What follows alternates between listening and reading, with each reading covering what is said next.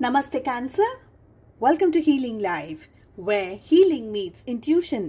जहां आपकी healing मेरे intuition से मिलती है. यहाँ से सिर्फ और सिर्फ growth and progress ही होता है. हम कर रहे हैं सितंबर 2025 के लिए रीडिंग. चेक कर रहे हैं क्या कह रहा है सितंबर का मंथ, क्या आ रही है एनर्जीज, क्या कह रही हैं ब्लेसिंग्स, और हम लेंगे डिवाइनल गाइडेंस भी. साथ ही अपने इंस्टाग्राम हैंडल पे, फेसबुक एंड फेसबुक पेज, साथ ही यूट्यूब पे आपको एक इन्फॉर्मेशन मैंने शेयर की है. ये इन्फॉर्मेशन है स्पेशली उन लोगों के लिए जो कि एक रिलेशनशिप में हैं, ट्विन फ्लेम जर्नी में हैं, सोलमेट जर्नी में हैं, और अगर आप अपना यूनियन बहुत ही जल्दी अट्रैक्ट करना चाहते हैं तो क्या करना है आपको, specially on the 31st of अगस्त, जो कि हमारी माँ राधा रानी का जो अष्टमी है. इस दिन आप क्या कर सकते हैं वो मैंने आपको इन्फॉर्मेशन शेयर कर दी है. ठीक है, आपको ज़रूर से चेक कर लीजिए. ओके, सो लेट अस सी क्या कह रही है एनर्जीज, क्या कह रहे हैं कार्ड्स. सितंबर 2025 क्या लेकर आ रहा है आप लोगों के लिए. ओके, सो सितंबर ला रहा है आपके लिए नई अपॉर्चुनिटीज, नया ग्रोथ, नया डेवलपमेंट, कुछ नए आइडियाज, कुछ नया विजन आप देखने वाले हैं अपनी जिंदगी में.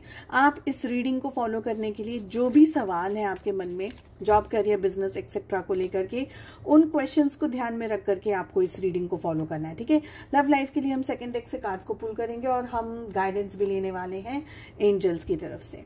सो कार्ड्स ये कह रहे हैं कि कुछ नया, कुछ ग्रोथ, कुछ प्रोग्रेस, समथिंग जिसका आप इंतजार कर रहे थे, मे बी बहुत ज्यादा समय से आप वेट कर रहे थे, कोई ऐसी बात, कोई ऐसी एनर्जी, कोई जॉब, करियर अपॉर्चुनिटी, या अगर हेल्थ भी खराब थी, सितंबर में सब ठीक हो रहा है. देखिए, जो अगस्त का मंथ था ना, थोड़ा सा हैवी रहा है ये ज्यादातर लोगों के लिए. अब बात करते हैं अगर एनर्जीज की, तो डिपेंड करता है कि आप पर्टिकुलर किस एनर्जी के अंदर हैं. अगर आप एक हील्ड एनर्जी में हैं, अगर आप की सोल एक प्रोसेस कर रही है हीलिंग को लेकर के ना, तो आपको ये एनर्जीज, ये वाइब्रेशंस थोड़ा सा कम टच करेंगे. बट अगर सपोज अगर आप इस एनर्जी को, इस वाइब्रेशन को फील कर रहे हैं या ऐसी एनर्जी के अंदर हैं, तो फिर ये रीडिंग्स आपको बहुत ज्यादा इफेक्ट करेंगी, बताएंगी कि भाई आपको नेक्स्ट अब क्या करना चाहिए. तो कार्ड्स हमें ये कह रहे हैं कि ये टाइम आपका ना सतर्क रहने का थोड़ा सा समय है. ऐसा नहीं है, लेजी नहीं बनना है. You will have to be a little bit more careful. आप क्या कर रहे हैं, एग्जैक्टली क्या करना चाह रहे हैं, आप अपनी तरफ से क्या इनपुट देना चाह रहे हैं, चाहे वो काम में हो, चाहे रिलेशनशिप में हो, चाहे कोई और एनर्जी में. तो यहाँ पर आपको थोड़ा सा विजिलेंट रहना होगा. You will have to be careful. किससे बात कर रहे हैं, स्पेशली काम को लेकर के, बिकॉज यहाँ पर कैसा है कि कोई लापरवाही हो सकती है आपके साथ में.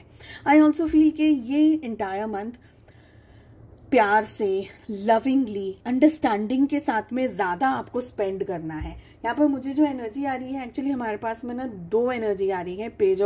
पेज की जो एनर्जी आ रही है ट्वाइस आ रही है. दैट मीन्स कि आपके सामने चैलेंजेस कैसे आएंगे, परहैप्स आप कोई चीज को एग्जैक्टली नहीं समझ पा रहे, थोड़ा सा स्लो समझ रहे हैं, या जो है उसको नहीं समझते हुए अपनी तरफ से अपनी कोई एक अलग सोच लेकर के आप चल रहे हैं. तो ये थोड़ा सा हो सकता है. You will have to learn to be matured into your understanding. और अगर आपकी लाइफ में कोई इश्यूज, कोई क्राइसिस, कोई स्ट्रेस, कोई प्रॉब्लम ऐसी चल रही थी कि भाई बहुत लंबे समय से ये प्रॉब्लम, ये इश्यू चल रहा है, चाहे वो हेल्थ में हो, फाइनेंसेस में हो, किसी और चीज में, रीबर्थ की एनर्जी आ रही है, कुछ ना कुछ ग्रोथ, कहीं ना कहीं आपके सवालों के जवाब आपको ये मंथ मिल जाएंगे. सितंबर is like a blessing for you. आपको समझ आ जाएगा कि अच्छा ये चीज इस वजह से हुई है, या अब तक मुझे मेरी लाइफ में जो अपॉर्चुनिटीज नहीं आ रही थी, या मुझे मेरे मौके नहीं लग रहे थे, वो क्यों नहीं लग रहे थे. तो यहाँ पर आपको एक और बात जो मुझे यहाँ पर आ रही है, वो फ्रॉड होने के चांसेस हैं.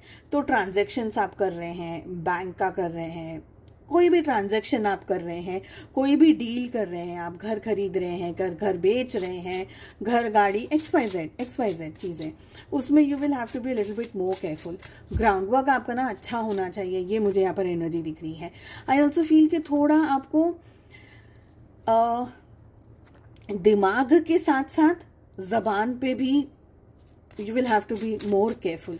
ऐसा अंट शंट कुछ भी, भले चीजें भी अगर खराब हैं सपोज, तो अंट शंट नहीं बोल पाएंगे, आप बोल नहीं सकते हैं आपको। You will have to be very very careful. आपकी जबान में इट हैज़ टू बी, आपकी जो लैंग्वेज है, आपकी जो भाषा है, आपकी जो जुबान है, it has to be on a softer side. भले सामने वाले ने कितना भी कुछ क्या नहीं कर दिया, बट आप गुस्से में आकर के डील नहीं कर सकते, क्योंकि कोई काम ऐसे होंगे ना जो सिर्फ आपकी भाषा से, सिर्फ आपकी जबान से, सिर्फ आपके कहने से, आपके बिहेवियर से ही ठीक हो जाएंगे।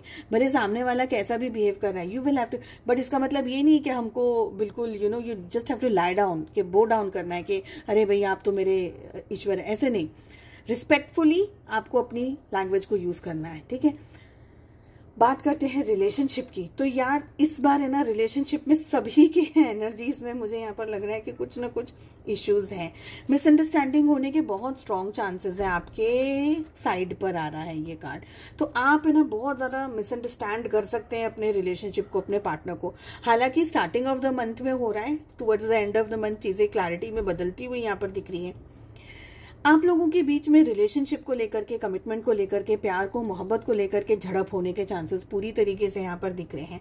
आपके पार्टनर में भी आपको पूरी तरीके से या तो समझ नहीं पा रहे हैं, अंडरस्टैंड नहीं कर पा रहे हैं, आप जो कहना चाह रहे हैं उनको नहीं समझ में आ रहा है, क्योंकि ये एक स्ट्रॉन्ग मिसअंडरस्टैंडिंग हो रही है। और आप दोनों के, जैसे बोलते हैं ना कि जब दो बिल्लियां लड़ रही होती है तो बंदर फायदा उठा जाता है। तो आप लोगों के रिलेशनशिप की, आपकी लड़ाई का, आप लोगों के झगड़े का या मिसअंडरस्टैंडिंग का फायदा कोई थर्ड पर्सन उठा रहा है, जानबूझ के उठा रहा है, अनजाने में उठा रहा है, बट उठा जरूर सा रहा है, ठीक है। और ये भी एनर्जी आ रही है कि आपका जो बिहेवियर है, और आप दोनों का, एक्चुअली आपका अकेले का नहीं है। आपकी साइड पे अगर 5 ऑफ वॉन्ड्स आ रहा है तो यहाँ पर भी, यहाँ पर 10 ऑफ सोल्स की एनर्जी आ रही है।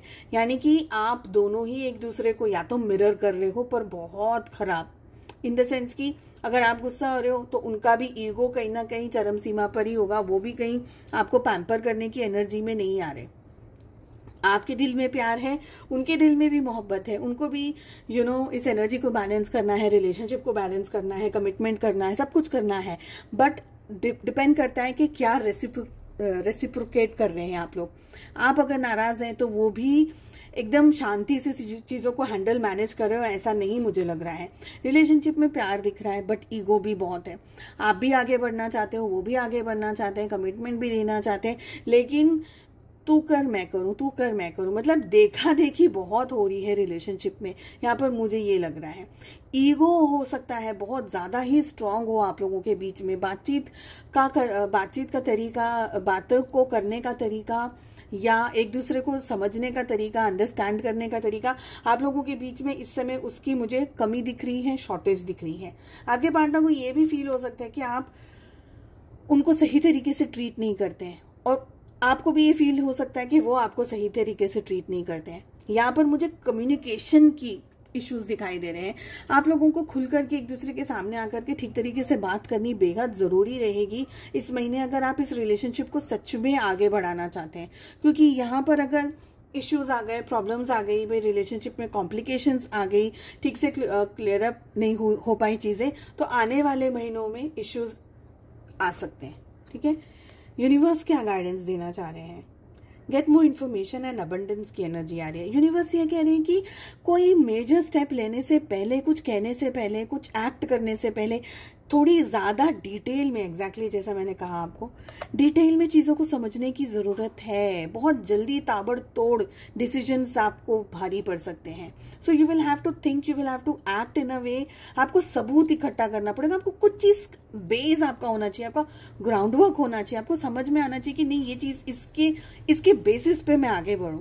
तो आपका जो भी है, काम को लेकर है, किसी को लेकर के, झगड़े को लेकर के, अंडरस्टैंडिंग को लेकर के है, यहाँ तक कि जॉब करियर को भी लेकर के, बिल्कुल आपका बेस जो है ना वो बहुत स्ट्रांग होना चाहिए। ओके, अबंडेंस को आप डेफिनेटली अट्रैक्ट करेंगे, बिकॉज कार्ड्स वही कह रहे हैं, अबंडेंस को आप अट्रैक्ट करेंगे। बट अगेन ध्यान रखिएगा कि आपकी ताकत क्या है पता है? आपकी भाषा आपकी ताकत होगी इस मंथ, आपका अंडरस्टैंडिंग आपकी ताकत होगी, आपका विजन आपकी ताकत होगी। तो अगर अब तक आपको चैलेंजेस भी आ रहे हैं तो ये मंथ है ना, थोड़ा सा संयम और पेशेंस रखना, बांध के रखिएगा, गांठ बांध के रखिएगा कि संयम मुझे रखना है, पेशेंस मुझे रखना है, ठीक है।